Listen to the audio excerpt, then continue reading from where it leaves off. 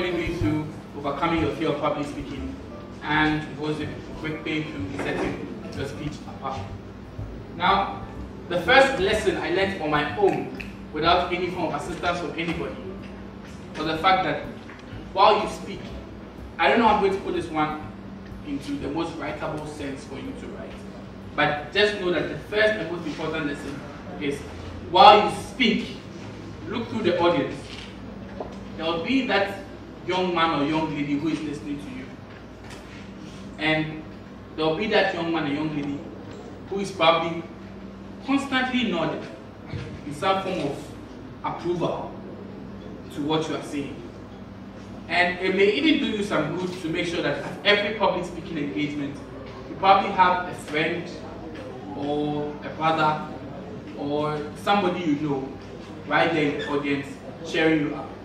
Because chances are, if you do not know anybody in the audience, you are most likely to be so nervous and tense that it will affect your presentation. For instance, if it's a political speech like I always refer to, chances are, if you are placed at a place where nobody knows you and nobody likes you, you're going to have people giving you feedback that is going to put you down. But if you've got friends among the crowd, a constant nodding would make sure it lifts you up and reduce your fear of public speaking. So do yourself a favor, anytime you have the opportunity to speak in public, if it's a prepared speech, kindly try your best to make sure you have somebody in there who can be cheering you up. Sometimes you may find them naturally among the audience, people who are naturally impressed by the speech you are delivering. But you can also do yourself that favor of taking someone along to make sure that person does the job of inspiring you. So this is just, I think it's a bonus. We call it a bonus to what you should know. The next one is, do not focus on your written material. It's very distracting.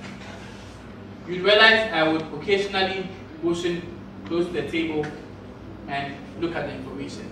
It is sort of accepted, but I wish I would deliver this presentation without even doing that. Because you'll notice, anytime I have to move, people want to follow my footsteps. And they'll be asking themselves, where is he going? And that is not the kind of impression you want to get whilst the speaking engagement is going on. Because the public speaking or your public speech is a historic feeling. It's a very big feeling that people are having. And you don't want to cut it short. You don't want to cut it into bits. You want to give them the full package. Now, if you're supposed to deliver a speech and you're constantly focusing on your written material, chances are people will lose focus, people would lose interest in the speech you're delivering because you're constantly distracting them. You're giving them the impression that there's something better somewhere that they should be looking for. And human beings naturally want that option. They would want better. Imagine you attended a lecture where a TA was busily dictating notes and you had that handout. Would you listen? No, you wouldn't. So that is the same option that that kind of presentation presents you, because the speaker is speaking and he's constantly focusing on his material. You will just shut your brain and tell yourself, when he's done with his speech, I'll ask for the material. And that's what I usually do during lectures. If a TA or a lecturer is dictating the notes, I just shut my brain and tell myself, when he's done, I'm going to the photocopy shop to get myself a copy of the handout. So try as much as possible not to read, because people are coming out there to see you deliver a speech. So it does you a lot of good if you try and have most parts of your speech in your head. I'm not advising that you memorize the speech, but try to have an idea of the speech. And I also mentioned earlier, it's important for you to practice so hard your introduction and your conclusion. So these ones, they are non-negotiable. You need to have them off head, because if you don't have them, chances are you're going to miss out on a very brilliant speech because you feel too pressured. So do your best, do us a favor, don't read.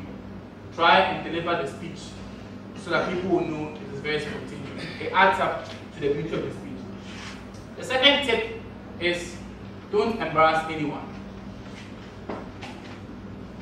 These are just simple tips you can take. there's no need to embarrass anyone. Some people try to address their own fear of public speaking by embarrassing people. So then, I mean, I don't want to have to refer to Valerie, but she's my daughter. I'm permitted to do this. She's emceeing the program, but one way of buying us sometimes is to engage you. And sometimes it will put you at a certain discomfort.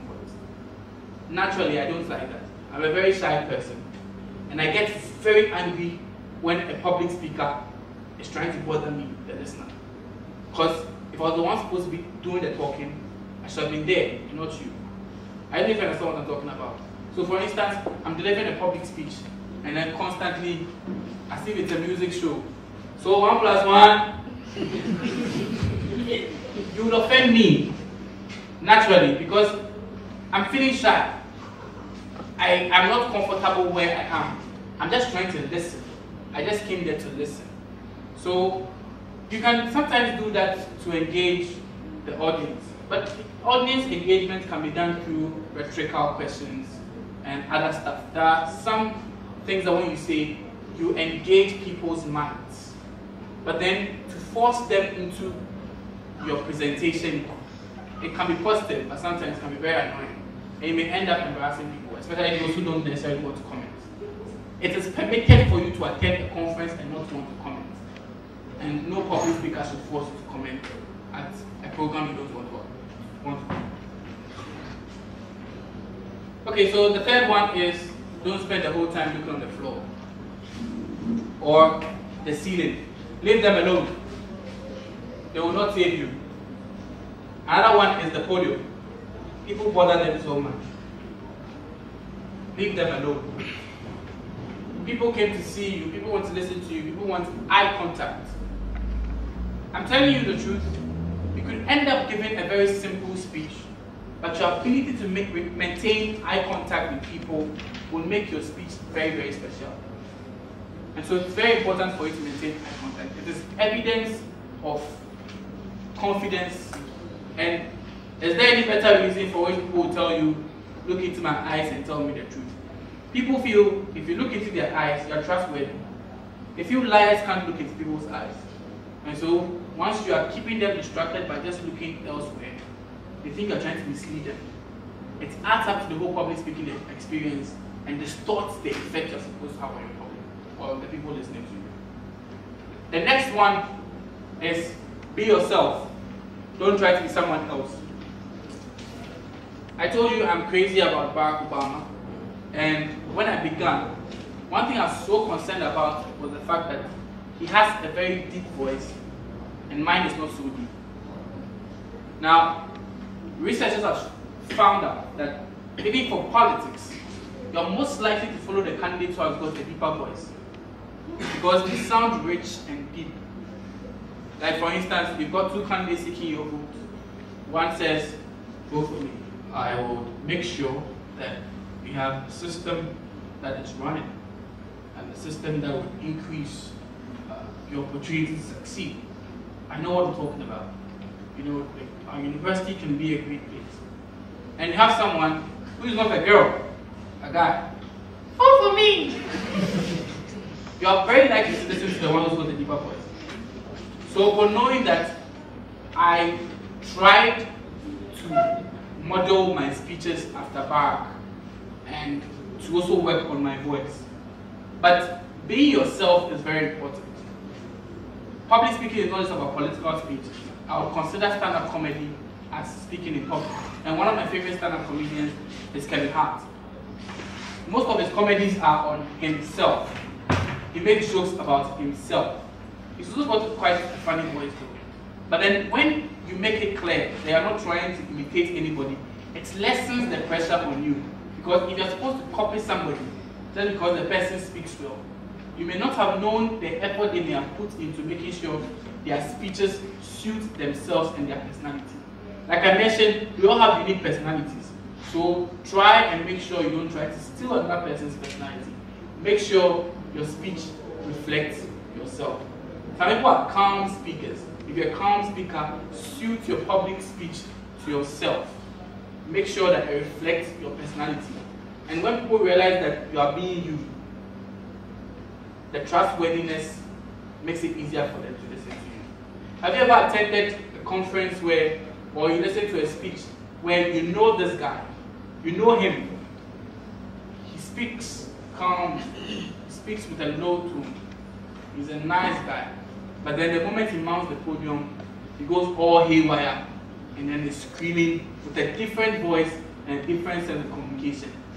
Maybe the other people in the audience may fall for it, but they will still notice that it's not the real him.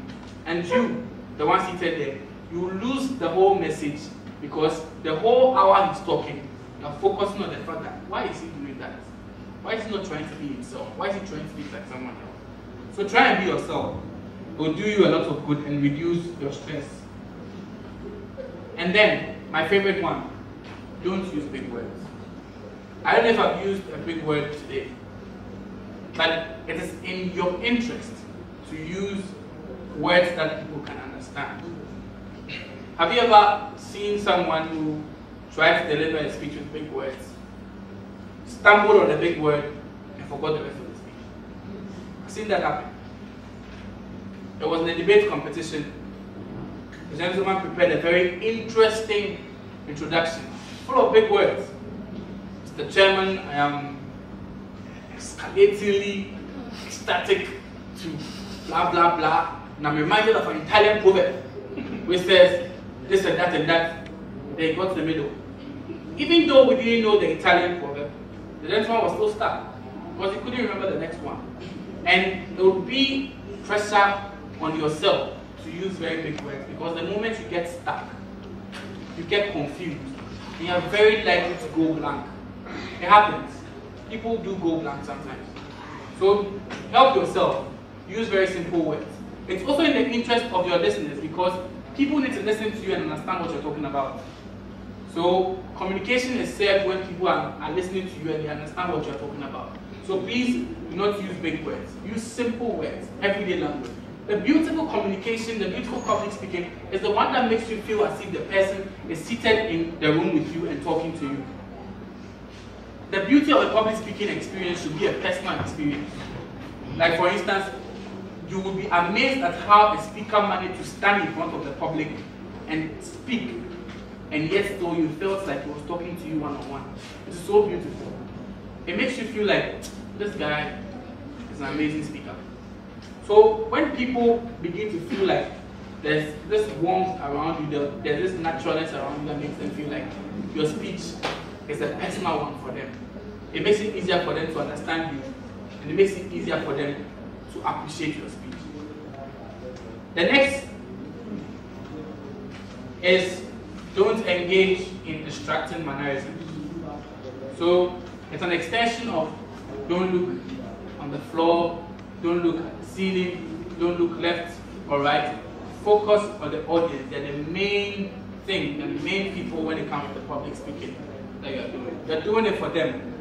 So I've done a few of those distracting mannerisms. If you realize, you slightly put your hand in your pocket because you think that's what will help you feel comfortable. There's no need for that. Your hands are part of the communication experience. Some researchers say that to engage everybody and make people feel like part of the public speaking experience, sometimes your arms should be wide open. It makes it look like you're getting ready to embrace someone.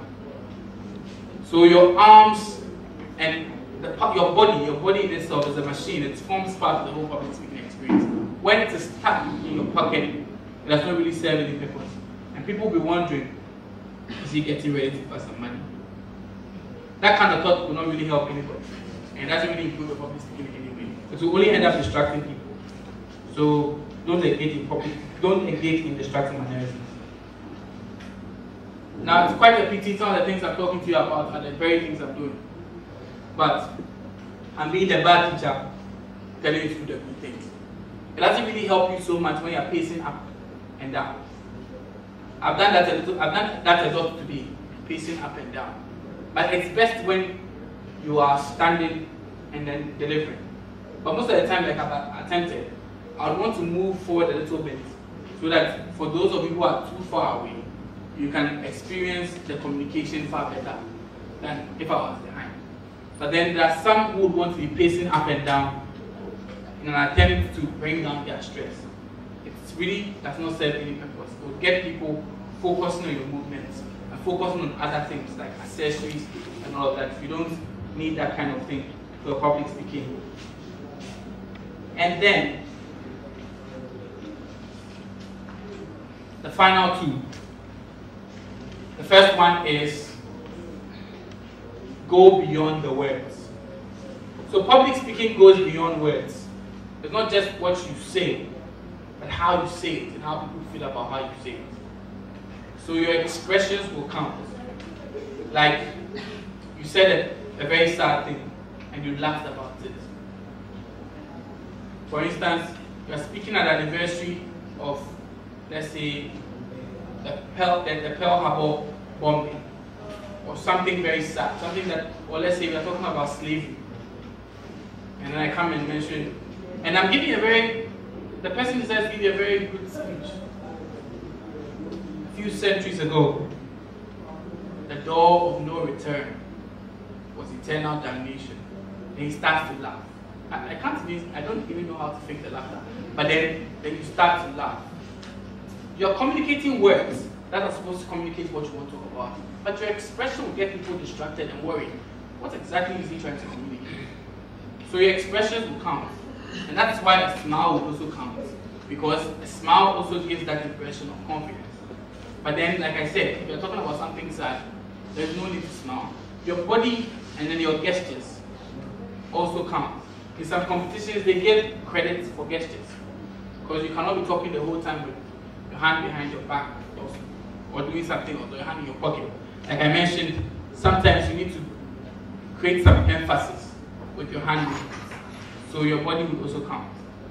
And then finally, the very important skill that takes very experienced speakers to develop is the skill of the pause. The skill of the pause. We all know novice speakers would want to rant in a very fast manner their speeches so that you think that naturally they are fast speakers. But if you meet a very confident speaker, the person would realize the importance of the pause. The ability to say one thing, pause a little bit for a few seconds to enable the audience to sink it in. It looks like a very easy skill, but it's a very difficult skill. And once you master that skill, you would have mastered a very great part of public speaking, because the skill of the pause is a skill that a lot of speakers usually miss out on. So when you pause, you give your listeners some time to understand what you're talking about, to sink it in. Those are evidence of your confidence as a speaker, because naturally people will not want to pause. The experience of public speaking is so bad for them, they are in a hurry to speak and leave the stage. But when you pause, it gives that impression of you feeling comfortable where you are. It relaxes you. And the pause helps you to segment your ideas, so that we know that you're moving from this idea to the next idea. And we know that it is important for you because you are giving us that time to understand it. So ladies and gentlemen, it's been quite a long discussion from when we began it. Just like I mentioned, this seminar is supposed to give you an opportunity to try your hands in the public speaking experience, because we don't just want to give you theory and leave you hanging. But if you ever missed out on anything, remember these words. Nobody was born with the ability to speak in public. Everybody who has succeeded at public speaking puts in some effort into doing so. And if you make the effort, you'll be able to understand public speaking. Your ability to speak in public does not just end here. It will depend on your ability to want to build upon this information and improve yourself as a public speaker. I don't know where we'll meet, but I want to see you someday, sometime in the future, delivering that very impressive speech while I sit and watch and say, I know that guy. Thank you very much.